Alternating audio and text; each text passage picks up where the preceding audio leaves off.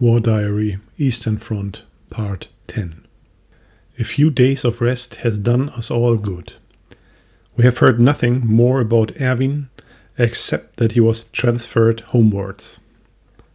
The medic still says that he will pull through. Well, let's hope for the best.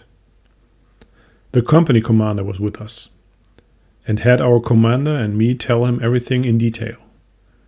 It is rumored that he wants to recommend Erwin for the Iron Cross First Class. Well, that's good. He's earned it. We are lying in the ready room waiting for a replacement for a driver's seat.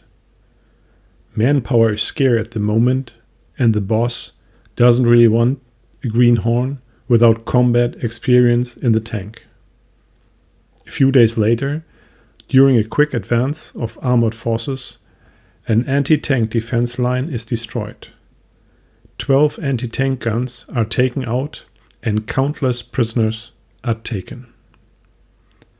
Unfortunately, we also lost 2 tanks to direct hits. In one tank, only the driver and radio operator survived. In the other, none survived because the tank exploded. According to the grenadiers, it was a hidden anti-tank gun in the flank that shot down our tanks.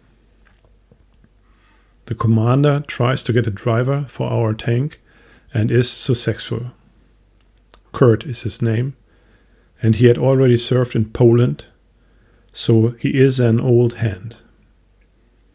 In our first conversations, he tells us how he was shot up and his comrades lay torn to pieces on the battlefield. The shell had penetrated the turret and blown everyone there to pieces. He was lucky that the blast effect did not penetrate downwards, and he and the radio operator, who were in the lower hull, survived. I don't like to imagine that it could happen to us and my comrades could die next to me, but I shouldn't think about it. A few days later, it starts again. A field airstrip near the front is to be secured, since reconnaissance flights with the Fiesler Storch have reported seeing enemy troop movement and tanks near there. With 3 tanks and 50 grenadiers, we move in that direction. There are Junkers 87 and Messerschmitt 109 to support the advance of the ground troops. Apparently, the wooded areas in the Vincenti have not been properly cleared, and so now it's our turn.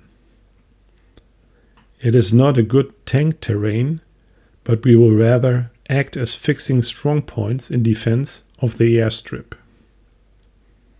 The squadron commodore is happy about our appearance and proudly shows us his security measures.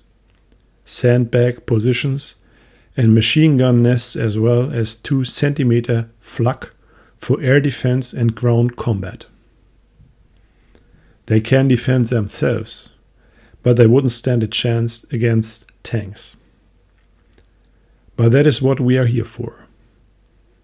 I think that the fear of the T-34 is great. They simply break through the front to run around like wild boar in the rear areas until they run out of gas. It has already happened a few times, and only the powerful 8.8 guns could stop them.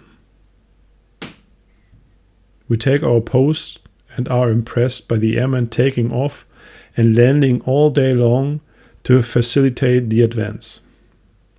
In the evening, we are attacked by the small planes known as sewing machines because of the sound of the little engines, which are heard to be here and drop their bombs on the positions.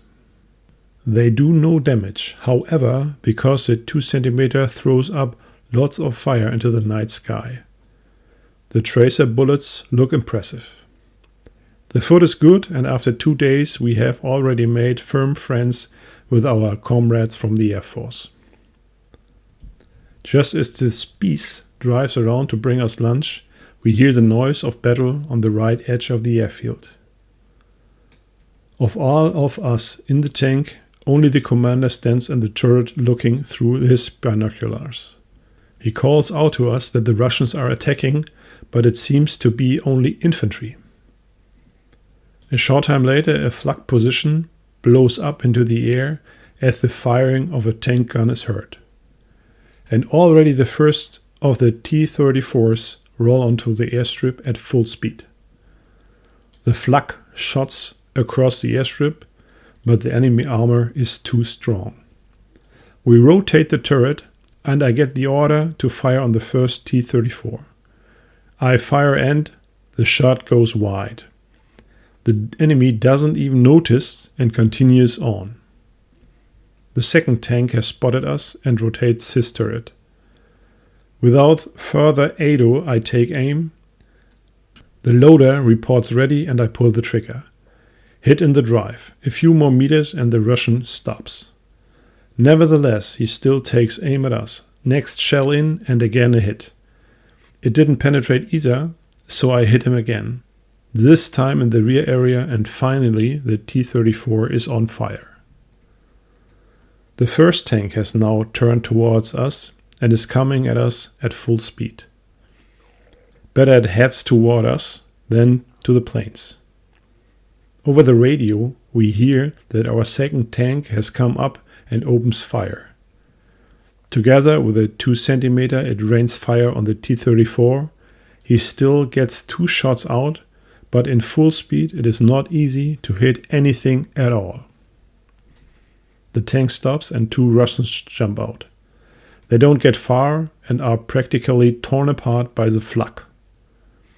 The fuss is over. Almost 70 Russians dead and 20 captured. 2 tanks hit with no casualties for us.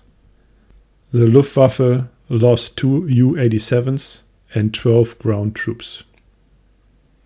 2 more days and we are released.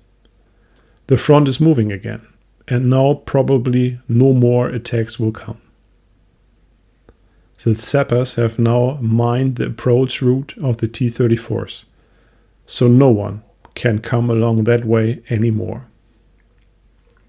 We follow our regiment and notice that it's getting colder and colder.